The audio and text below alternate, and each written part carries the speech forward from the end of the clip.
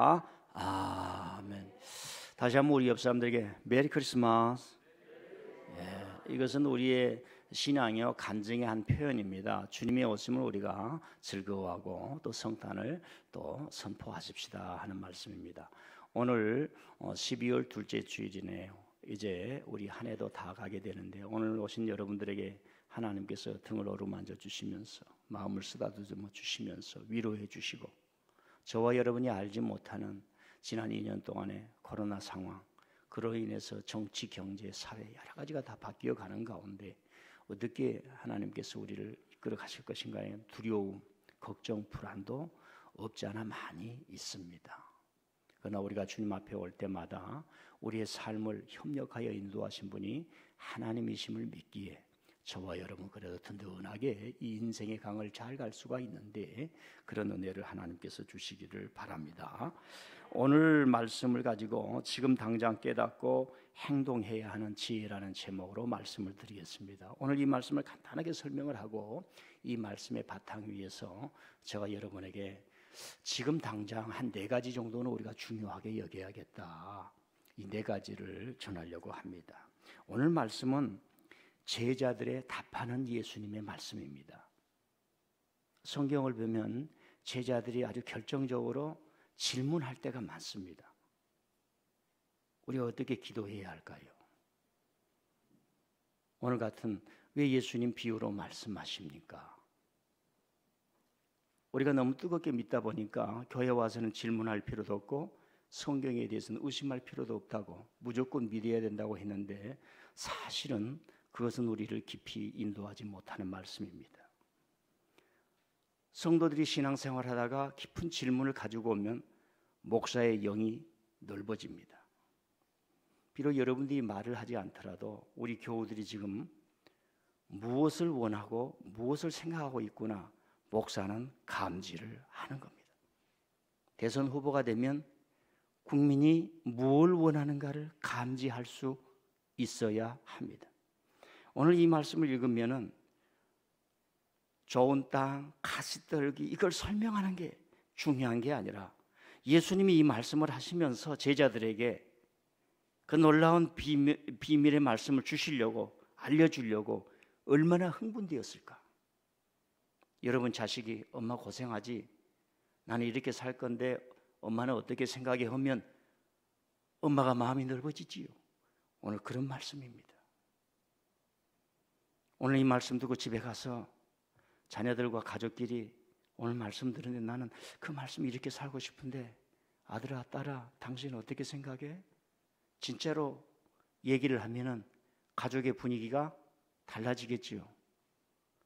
말씀에서 그런 예수님의 숨결을 좀 느꼈으면 좋겠습니다. 그리고 이 말씀을 가만히 보면 말씀을 듣고 깨닫도록 선택받은 사람이 있다는 거예요. 그리고 그렇지 못하는 사람이 있다는 겁니다. 이건 현대인들이 이해를 못합니다. 저와 여러분이 교육을 받을 때 이미 모두가 다 동일하다는, 인류가 발전을 해오면서 왕조를 무너뜨리고 계급과 신분의 무너뜨리면서 법으로 법 앞에 모든 사람은 인권이 동등하다라고 하는 사고를 받았기 때문에 우리는 똑같다고 생각하지만 그건 관념입니다. 여러분 문을 열고 밖을 가보세요. 남을 훔치지 않으면 안 되는 사람이 있습니다. 여러분이 자동차를 가는데 보험 타려고 자동차에 밀어대는 사람이 있습니다. 사람의 현실은 천차만별입니다. 어떻게 저 사람들과 우리가 같은 동네에서 살아갈 수 있다는 말인가? 이렇게 구분이 있습니다. 그런데 오늘 말씀 보니까 하나님의 말씀을 깨달아 아는 선택받은 사람이 있다는 거예요. 그래서 이 깨닫는다는 것은 지식이 아닙니다. 좋은 대학을 가고 수능을 잘 보아서 언더스탠딩이 잘 돼가지고 하나님의 말씀을 깨달은 게 아니에요. 하나님을 아버지이기 때문에, 아버지가 주신 말씀이기 때문에 아버지 말씀으로 이 깨달아지는 거예요. 이 말씀을 하고 있는 거예요. 여러분 부모가 돼 보니까 자식이 말하면 다 들어주잖아요. 여러분이 다 들어주잖아요. 그러다가 충격을 받지요. 내가 어렸을 때 우리 아버지 어머니 말을 이렇게 잘 들었으면 나 효자라고 상 받을 텐데, 유산도 다 물려받을 텐데. 자, 우리가 굉장히 이해할 수 없는 것, 하나님의 말씀을 깨달아 알아서 열매를 맺을 수 있는 선택받은 사람이 있다는 겁니다. 그래서 오늘 여러분들은 스스로 자문을 해야 돼요. 나는 하나님 안에서 선택받은 사람인가 아닌가? 여러분이 세례를 받았던 이 질문을 이미 넘어섰습니다. 인식을 못해서 그렇지요. 나는 왜 하나님의 말씀을 깨달아 아는 선택받은 하나님의 자녀가 됐는데 목사님의 설교가 안 들려오고 성경에 대해서 게으르고 신앙에 대해서 게으른가? 자문을 해야 돼요. 도전을 해야 되는 거예요. 세 번째는 말씀을 듣고 그 말씀이 100배로 자랄 수 있는 열매를 맺게 되는데 마음밭이 중요하다는 말씀을 해주고 있습니다. 고대 시대에는 농부는 요즘으로 말하면 공학도입니다. 농부는 이 살아가는 삶의 원리와 이 모든 것을 머리로 하는 게 몸에 체득한 사람들이에요. 농부는. 그래서 고대 시대의 저 사막 지역 같은 경우는 밭 가했습니다. 밭이 이보다 더 큽니다. 밭이 우리 교회 예배당보다 더 커요. 이거 두세 배 된다고 생각을 해보세요. 근데 그래서 씨앗을 뿌리려고 해요. 사람은 없죠. 지금 인구가 부족하다 그러지만 2000년대를 생각해 보세요. 사람 별로 없어요. 농부가 가서 어떻게 다 이걸 뿌립니까? 소 키우면 된다 생각하지만 우리 어렸을 때 볼 때 그 비싼 소가 동네에 한두 마리밖에 안 됩니다. 그래서 이분은 길가를 걸어가면서 바람 부는 날을 기다리는 거예요. 그 바람에 부는 방향으로 가가지고 이걸 기술적으로 착 올려야 이 씨가 그 밭 안으로 탁탁탁탁 떨어지는 거예요. 그런데 바람이 잘못 날려서 길가에 떨어질 수 있고 돌짝밭에 떨어질 수 있고 가시밭에 떨어질 수 있지요. 그래서 옛날에 이 농부는 오늘날 뭐 한국도 그러고 미국도 최고의 대학을 나와가지고 MBA를 받아가지고 투자회사 들어가서 저녁마다 주식에 스탁에 베팅하는 기수가 똑같습니다. 농부가 우스운 사람이 아니에요. 농부는 감각으로 절기의 변화를 알고 그 감각적 지식으로 지금을 때를 다 아는 사람이에요. 그래서 길가에 떨어진 사람, 그 씨앗, 돌밭에 뿌려진 씨앗, 가시밭에 떨어진 씨앗, 그걸 가지고 사람의 마음에 비유해서 오늘 예수님이 말씀하고 있습니다. 그래서 제자들이 먼저 질문을 하는 겁니다. 10절을 한번 볼까요? 10절 시작. 제자들이 예수께 나와 이르되 어찌하여 그들에게 비유로 말씀하시나이까? 그들에게, 자신들에게도 얘기했지만 여러 사람들에게 왜 비유, 좀 어렵다 이 말이에요. 어려워. 자, 여기 좀 애기들 엄마가 많이 아빠들이 오셨네요. 제가 간단히 설명을 드릴게요. 여러분 공자의 논어책을 펴면은 그만 직설적으로 나옵니다. 하기 시습지면 불력 여로하라. 배우고 익히면 기쁘다 이런 얘기예요. 근데 장자의 책을 딱 펴면은 이야기가 나옵니다. 큰 바다가 있는데 물고기가 있는데 곤이라고 하는 물고기가 있는데 이게 갑자기 큰 새가 돼서 붕새가 되었다. 붕새가 뭐고 곤이 뭔가. 이 장자의 책은 그렇다 이 말입니다. 쉽게 익히지가 않아요. 또 읽고 또 읽어야 됩니다. 오늘 예수님의 제자들이 예수님께 말하는 거예요. 직설적으로 말씀하시지. 길가는 어떻고 돌밭은 어떤데 좋은 땅에 떨어진 사람만 열매를 맺는, 왜 비유로 말씀하십니까? 하나님의 말씀은 이건데 잘 믿고 잘 듣고 잘 행하라. 간단하게 말씀은 좋은데 이렇게 제자들이 질문을 하는 겁니다. 저는 이 질문을 예수님이 받았을 때에 저녁에 잠을 못 주무셨을 것 같아요. 이야, 손에 비린내나 풍기고 물고기나 잡던 저들이 저렇게 직관력이 풍부하고 내 마음속까지 꿰뚫어 보면서 더 알고 있는 지식을 내놓으라고 우리 베드로가 이렇게 장성했구나. 시험지를 내 아들이 100점 맞은 것과 똑같네. 이런 의미가 지금 담겨 있는 거예요. 그래서 예수님이 쭉 말씀하십니다. 그러면서 예수님이 11절부터 13절까지 말씀을 합니다. 한번 읽어보실까요? 시작. 대답하여 이르시되 천국의 비밀을 아는 것이 너희에게는 허락되었으나 그들에게는 아니 되었나니 무릇 있는 자는 받아 넉넉하게 되되 없는 자는 그 있는 것도 빼앗기리라. 그러므로 내가 그들에게 비유로 말하는 것은 그들이 보아도 보지 못하며 들어도 듣지 못하며 깨닫지 못함이라. 예, 우리가 이 말씀 자체는 조금 이해하기 어렵지만 현실에서는 쉽습니다. 여러분 자녀들이 4명 있으면 어머니 아버지가 얘기를 합니다. 알아듣는 아이는 딱 큰 아들 하나밖에 없습니다. 그걸 알고 말을 하는 거예요. 얘들아, 아빠가 말이야 이런저런 계획이 있는데 너희들이 앞으로 이랬으면 좋겠다. 그러면 아이 뭐 아빠 또 그 얘기예요? 하는 애들이 다인데 아빠가 무슨 큰 계획이 있구나. 우리에게 무슨 일을 하라고 하는 모양이구나. 이런 뜻을 가진 자녀가 있지요. 지금 예수님이 말씀을 하지만은 깨닫는 사람과 깨닫지 못하는 사람이 있는데 그것은 선택의 문제라고 하는 겁니다. 그래서 어떤 사람을 선택을 했느냐? 지금 베드로나 예수님을 믿고 따라오는 사람은 하나님이 선택했다는 거예요. 여러분이 세례를 받고 하나님의 자녀가 되었으면은 선택을 받은 줄 믿습니다. 두 번째로는 이 선택에 대한 확신이 있어야 돼요. 그리고 그 선택 속에서 하나님과 인격 관계를 맺고 여러분들이 이제 신앙의 열매를 맺고 장성해서 100배, 60배, 30배, 30배를 맺고 그러다 조금 더 되면 60배 맺고 그런 게 아니에요. 100배를 맺는데 못 맺어도 60배, 못 맺어도 30배를 맺는다는 거예요. 하나님 나라의 이 창고에는 바닥이 없습니다. 하나님을 믿으면서 그런 삶을 살아가실 수 있기를 바랍니다. 왜 그들에게는, 즉 그들은 뭐예요? 하나님의 말씀을 깨닫지 못해요. 즉 뭐예요? 제외되는 거예요. 요즘 젊은 사람들 말로는 삭제되는 거예요. 하나님의 말씀이 들어도 깨달아지질 않아요. 왜? 삭제된 거예요. 제외된 거예요. 여기서 깨닫는다 이 말 언더스탠딩이 아니라 예수님과의 릴레이션십, 신앙의 릴레이션십. 저분은 나의 주님이시야. 저분은 나의 하나님이시야. 이 성령의 감동 속에서 이 관계가 이루어질 때 깨달아 안다 이 말이에요. 할렐루야. 그래서 신앙이 어느 정도 들어가면 이해는 안 돼도 하나님이 말씀하시니까 아멘. 하나님이 나에게 주신 말씀이니까 아멘.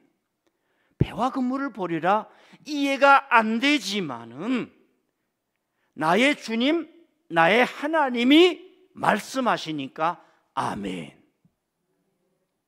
요즘은 그런 거 찾기가 참 어려워요.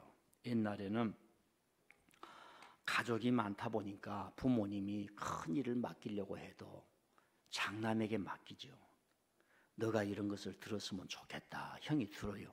그걸 또 이제 나눠주는 거죠. 이렇게 이제 동생들이 했으면 좋겠다. 형이 다 해. 그러면 형이 그러는 거예요. 아버지가 말씀하시니까 아멘. 예, 아버지 말씀하시면 예. 그런데요, 아버지가요 자식들에게 죽을 일을 시키겠습니까? 하나님도 저와 여러분의 배와 근무를 버려라 죽을 일입니까? 살릴 일이고 큰 일이고 하나님 나라에서 높여주시는 일인 줄 믿습니다. 그래서 선택이라고 하는 거예요. 이 선택을 기독교에서 잘못 이해하면 옛날에 뭐 몇천 년 전에 뭐 영세 전에 하나님이 선택해서 이 사람이 이렇게 된다. 그러다 보니까 어떤 사람이 그렇게 했어요. 유다는 예수님을 배반하기로 선택되어서 배반하대. 이걸 기계론적 이해라고 합니다. 절대로 이렇게 이해를 하면 안 돼요. 이걸 강단에서 가르친 사람들이 있는 거예요. 선택이라고 하는 것은 은혜론적 관점이에요.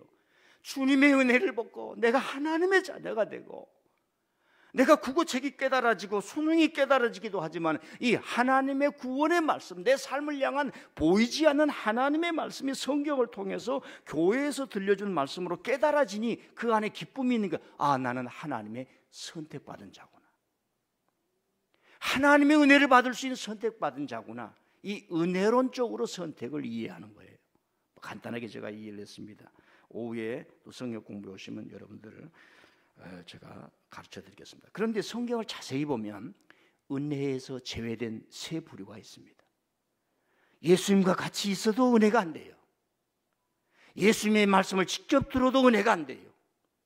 최고의 선생님에게 사사를 받는데 아이가 공부를 안 하는 거예요.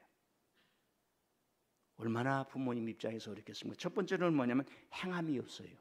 나더러 주여 주여 하는 자마다 다 아버지 집에 들어갈 것이 아니에요. 신앙인이라고 하는데 하나님을 믿는다고 하는데 야훼 하나님이라고 하는데 행함이 없어요.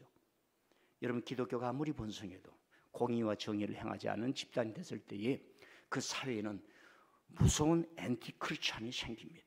이건 역사에서요. 우리가 다 어떤 행함, 좋은 일로 세상을 바꿀 수는 없지만은 선한 일이라고 하는 것은 가장 간단한 거예요. 도덕적인 선함이 아니라 눈물 흘리고 아파하고 고통당하는 사람을 대변해 준 걸 선언해라. 이걸 공의라고 하는 겁니다. 많은 사람이 선이라고 해서 도덕적으로 많이 갖다 주고 도와주고 돈 갖다 주고 그런 게 아니라 한 인간이 힘이 없어. 보호와 장벽이 없어요. 그 고통을 당할 때에 그걸 대변해 주는 것이 선이에요. 예수님이 그런 일을 하신 거예요. 기독교를 잘못 알면은 자기 업적 공로 중심으로 말미암아 자꾸 좋은 일을 하려고 좋은 일을 해야지요. 그러나 그 이전에 근본적인 것이 뭐냐? 그 사람이 한 사람으로 이 땅에 태어나 인권을 억압받고 무시당하고 차별하고 혐오의 대상이 되고, 우리 젊은이들이 있으니까 내가 잠깐 얘기를 해요. 지금 사회를 여혐으로 말미암아 남성 중심의 여성 중심의 싸움을 붙이는 세력들이 있다는 걸 여러분 눈여겨보시고 우리는 어떻게 이 시대를 간파해야 되는가?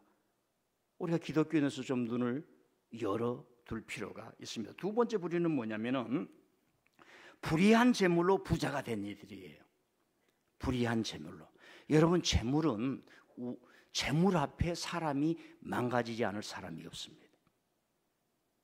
자, 길게 설명하면 어려워요. 그래서 야고보에서는 오늘은 여기에서 이 일을 보고 내일은 저기에서 이 일을 보리라 하면서 돌아다니는 이들아, 하나님을 버리는 이들아, 너희들에게 임할 심판과 고통이 얼마나 무서운가를 알라.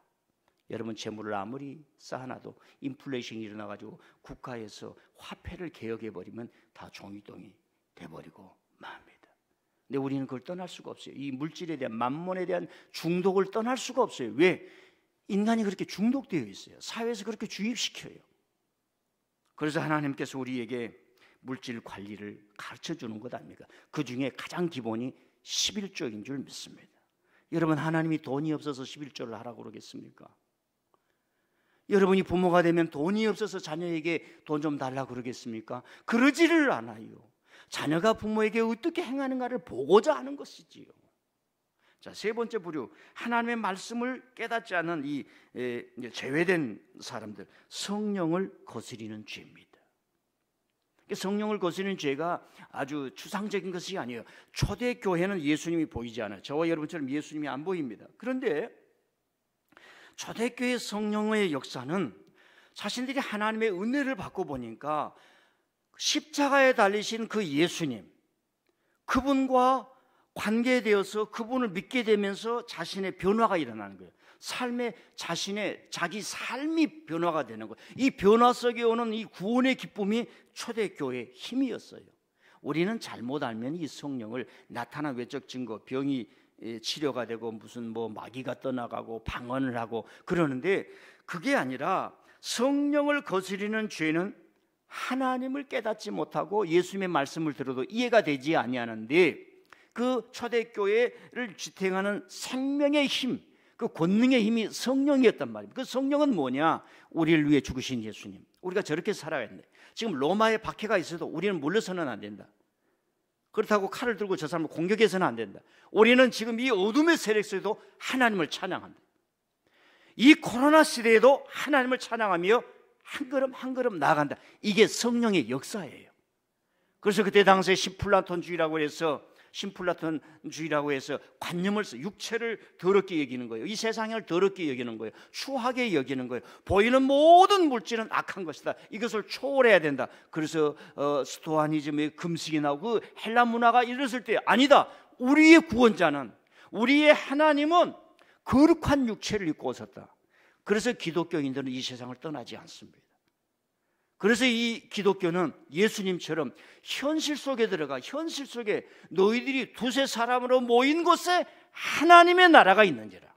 아멘. 그러면 하나님의 나라가 있으면 저 세상에 있는 하나님의 나라를 갈 필요가 없지요. 이런 의문이 떠올 수 있어요.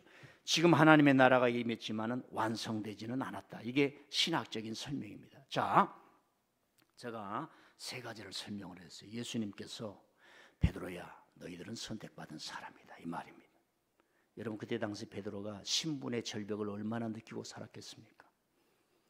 예루살렘 성전 종교로 말미암아 이도교를 만들어 잘 사는 세상을 만들었을 때 북쪽 갈릴리 허허벌판에서 로마 군병에 쫓기고 겨우 그물 쳐서 물고기나 먹고, 여러분 맨날 물고기만 먹어봐요. 맛있겠어요?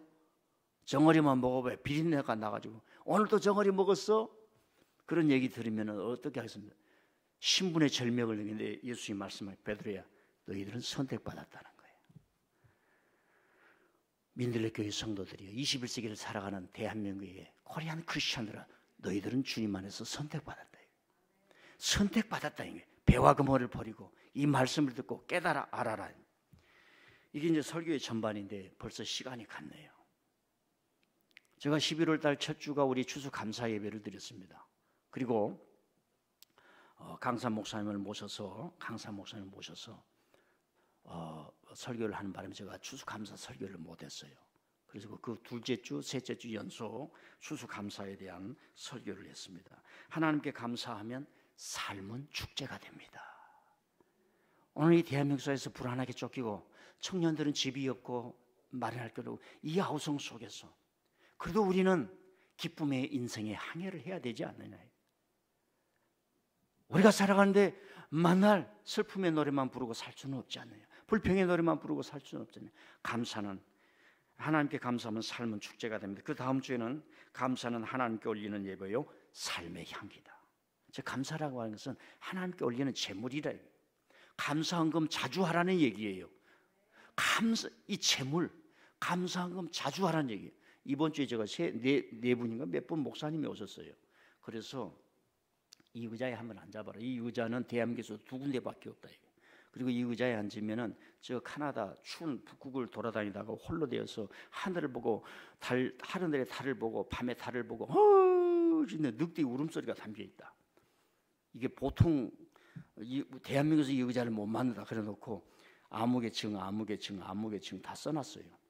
그리고 제 방에 가서 차를 한 잔 주면서 당신들은 큰 교회 하니까 불우 이웃 돕기 하라고.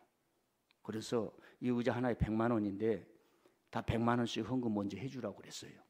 제가 잘못한 거예요? 이런 교회에 와서 그거 하나 딱 해주고 갈 수 있지요. 예. 제가 무슨 얘기냐면 감사는 하나님께 올리는 예배요 삶의 향기란 얘기예요. 감사가 맨입으로 되는 게 아니라 여러분 제물을 드렸을 때에 오가는 화목이 이루어지는 겁니다. 자, 그런 설교를 하고 그 다음에 11월 마지막 주에 제가 예수님을 찾아서 그 시리즈로 돌아가야 되는데 자꾸 하나님의 영감이 오는 겁니다. 세월을 아끼고 때를 분별해야 하는 이유. 세월은 하나님의 카이로스예요. 아끼라는 말은 저축하라는 말이에요. 저축하라는 말.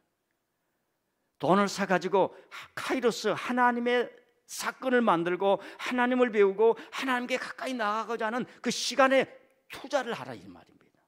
때가 악하니라. 때는 크로노스, 이 세상의 시간, 세상이 악해요. 여러분 지난 주일에 뉴스 보셨어요? 어느 큰 회사를 운영하는 그분인데 그분이 기독교 장로님이신데 뭐 이름은 밝힐 수가 없죠. 그 사람은 범죄자가 아니고 그 아들이 말입니다. 나이 40이 됐는데 막 여자들을 막 소개받아가지고 자기 방에 몰래 카메라를 설치해서 그 못된 모습을 다 촬영했다고 지금 구속됐잖아요. 여러분 재물이 망해버리는 거예요. 재물이 망해버리는 거예요. 나는 우리 교인들이, 저는 부자가 아니니까, 저는 우리 아버지가 가난해가지고 형제들끼리 재산 분배로 어려운 점이 하나도 없었어요. 장례식을 마치고 난 모든 돈도 다 교회에 헌금하도록 형님들이 다 했지요. 저와 여러분이나 뭐 지금 돈 없는 것은 다 사실인 것 같아. 우리 김반석 목사님이나 통장에 돈이 좀 있을까? 돈을 이길 수 있는 삶. 그 아버지 장로님은 얼마나 속이 아프게. 나이 40이 됐는데도 여러분 철이 안 들고, 지금 대한민국에서 가장 악한 범죄 중에 하나가 카메라로 이루어지는 범죄예요. 이 인식이 좀 있어야 돼요. 죄를 지려면 다른 죄를 지지 어떻게 카메라, 그건 용서할 수가 없어요. 지금 사회 여건상. 사랑하는 성도 여러분, 하나님이 왜 지금 저에게 이런 영감을 주셔서 예수님을 찾아서 시리즈로, 여름 시리즈로 돌아가야 되는데 지금 자꾸 이 말씀을 전하게 하는 거예요. 그래서 오늘 지금 당장 깨닫고 행동해야 하는 지혜 네 가지를 간략하게 말씀드리고, 다음 주일의 말씀 첫 번째로는 지금 당장 하나님 중심으로 돌아오라는 얘기예요. 지금 당장 하나님 중심으로 돌아오기를 바랍니다. 왜 하나님이 저에게 이런 강한 마음을 주신지 몰라요. 제가 이번 주일에 부고가 왔어요. 아무개 목사님이 돌아가셨다는 거예요. 장례식은 올 수 없습니다. 코로나로 돌아가셨기 때문에 장례식을 할 수가 없습니다. 충격을 받았어요. 2달 전에 우리 노회에 가서, 저보다 나이가 2-3살이 많아요. 60대 중반이니까.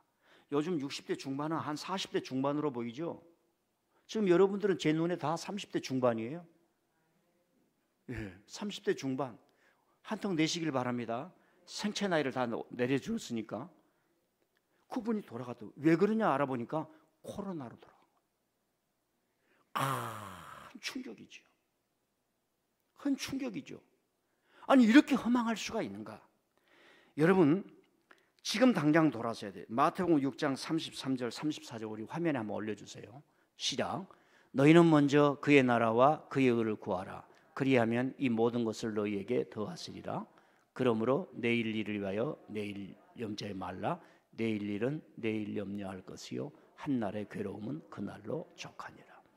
이번 주일에 군인 출신 장로님이 저희 교회를 방문했어요.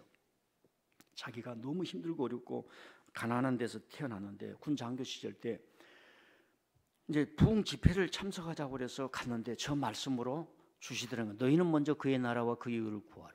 아니, 이렇게 힘들고 아프고 가난하고 우리 집안 어머니 아버지 다 하는데 그의 나라와 그의 의를 구하라. 내일 일을 염려하지 말라? 저 말이 무슨 말이야? 아무리 생각해도 이해가 안 되는 거야. 그 궁금증을 가지고 있었는데 그 부흥회 때 하나님의 나라와 하나님의 뜻을 먼저 구하고 살아야 된다, 이 말씀을 가르쳐 주더라는 거예요. 그런데 이 어떤 형편이었는지 그 순간에 이분이 이게 깨달아지는 거예요. 우리의 삶이라고 하는 것은 바울이 훗날 말합니다. 우리가 살아도 주를 위하여 살고 죽어도 주를 위하여 죽느니 사나 죽으나 우리가 주의 것이로다. 자기를 사는 것 같지만 자기를 살지 않는 거예요. 왜? 자기를 위해서 사는 것은 바람처럼 다 날아가는 거예요. 자기를 위해서 사는 것은 다 바람처럼 날아가는 거예요. 하나님을 위해서 사는 것만 남는 거예요. 기독교 역사를 보면은 이런 순수하게 살았던 사람이 기독교를 지탱했고 신앙의 덕목을 지탱했고 예수님의 제자를 지탱했습니다. 여러분들은 지금 저 설교를 이해합니다. 목사님, 그렇습니다. 우리가 금은보화를 가졌다 할지라도 이건 다 날아갈 것이기 때문에 살아있는 동안 하나님의 나라, 교회와 뜻, 복음을 위해서 살아야 합니다. 여러분들은 이해하지만 하버드 대학을 나온 사람도 그 말 이해를 못합니다. 왜? 자기를 위해 살아야 되니까. 하나님이 볼 때 여러분 더 지혜가 있는 것입니다. 그래서 지금 당장 하나님께로 돌아와야 돼요. 시간이 없으니까 서로만 지금 당장, 할렐루야, 지금 당장. 근데 이게 안 되는 거예요. 평소에 연습을 안 했으니까. 아무리 불처럼 얘기해도 이게 안 되는 거예요. 여러분들은 되는 줄 믿습니다. 훈련을 받았어. 지금 세상적인 거 끊어야 돼. 지금 끊어야 돼. 그래서 두 번째가 뭐냐면 유언장을 쓰자는 얘기예요. 우리가 언제 어느 게 될지 모릅니다. 지금 전 세계 이 코로나로 말미암아 사망이 예고 없이 찾아오잖아요. 작년에 이탈리아에서 노인들이 막 죽어가는 거예요. 그걸 보고 대한민국의 정부가 야, 이거 큰일 나겠구나 깨닫는 거예요. 유럽에서 먼저 죽는 거예요. 우리나라에서 먼저 죽는 게 아니라. 그래서 방역을 강화했다는 겁니다. 그걸 모르는 사람들은 왜 정부가 교회의 예배를 이렇게 하고 저렇게 하고 뭔 소리가 많이 나왔는지. 지금 사망 예고일이 먼저 나오는 거예요. 정말 이게 막 성경을 보고 해야 되는데 여러분, 지난주에 제가 왜 아버지 이삭은 아들 에서에게 너 누구냐 이놈아 이렇게 했는 거 설교했잖아요. 자기 아들을 향해서 이놈아 너 누구냐 그랬어요. 아버지가 앞에 안 보여. 여러분, 아버지가 앞이 안 보인다고 자식이 왔는데 그걸 모르겠어요. 다 알지요. 여러분 성경을 보면은 이삭이 에서와 야곱 사이의 장자권을 선정한 것을 놓쳤어요. 시기를. 그러니까 자기가 갑자기 늙음이 오고 앞이 안 보이고, 그러니까 이거 큰일 났구나, 빨리 이걸 해야 되겠구나 해서 늙어서 했으니까 앞이 안 보이니까, 즉 아버지의 권위가 약화된 시기예요. 그래가지고 눈이 안 보인 사이에 야곱한테 해놓으니까 평생 이 둘이 불화가 일어나면서 아들들이 집을 떠나게 되는 그런 불행이 오는 거예요. 자, 여러분이 아버지라 그럽시다. 눈이 아파요. 죽을 때가 가까이 왔어요. 가슴이 한이 되겠죠. 어쩌다가 이 선택권을 잘못 행사했을까? 왜 우리 자녀들에게 이런 일이 일어날 수 있을까? 눈이 감아지지 않은 거, 죽지 않은 거, 20년을 그렇게 살아요. 그리고 야곱이 돌아왔을 때 세상을 떠나게 됩니다. 여기서 우리가 하나 생각해요. 만일에 이삭이란 아버지가 저와 여러분처럼 눈이 보이고 정신이 성서, 야, 에서는 말이야, 우리 가정은 하나님의 뜻을 받들어야 될 가정인데, 에서 너는 말이야, 여자 꽁문이나 졸졸 돌아다니고 산이나 돌아다니고 들짐승하고 지내는데 안 돼. 아버지의 권위를 딱 붙잡고 야곱 데려다가 너가 힘들지만 형을 대신해서 이 집안을 짊어지고 책임지고 하나님의 뜻을 이뤄내라. 눈이 성성했을 때, 정신이 성성했을 때, 아버지의 권위가 성성했을 때 해야 되는 거예요. 아멘. 그걸 놓친 거예요. 저는 여러분의 개인 생활에 간섭할 수 없습니다. 뭐 그렇게 살아왔어요. 여러분의 인격에도 간섭할 수 없어요. 여러분이 부부싸움하고 오면 저 간섭 안 합니다. 싸울 때는 대판 싸워야지. 그런데 교회에 와서 하나님을 섬기는 일에는 제가 용납 안 해요. 좋은 의미로 이삭이 강력한 아버지의 권위를 가지고 종기를 가지고 그걸 했으면 가정에 문제가 안 생기지요. 아멘. 어느 목사님이 그래요.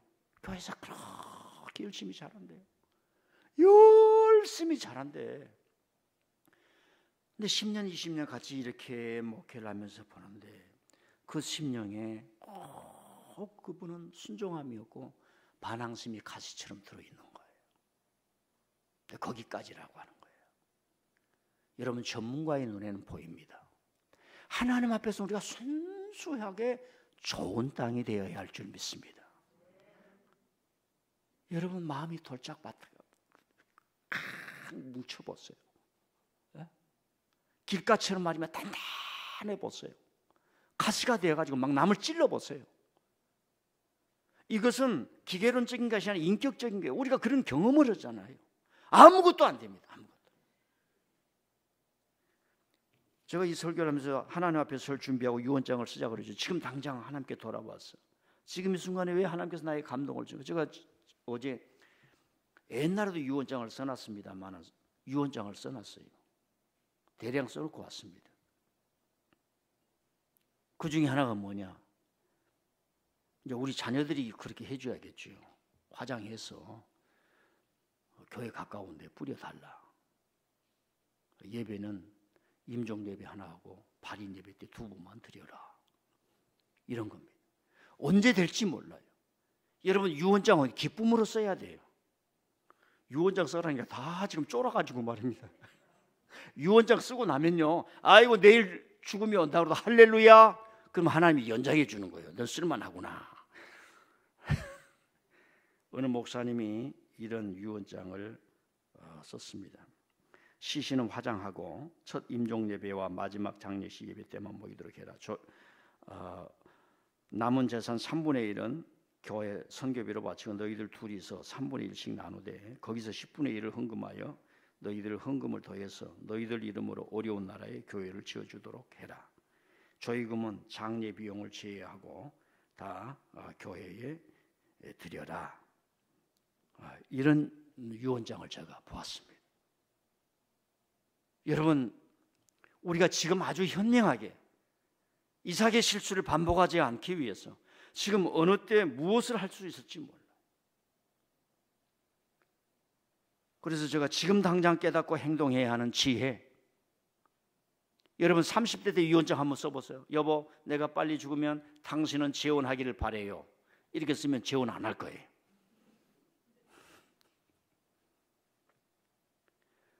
자기 삶을 정리한다는 것은 그만큼 분명하게 산다는 것입니다.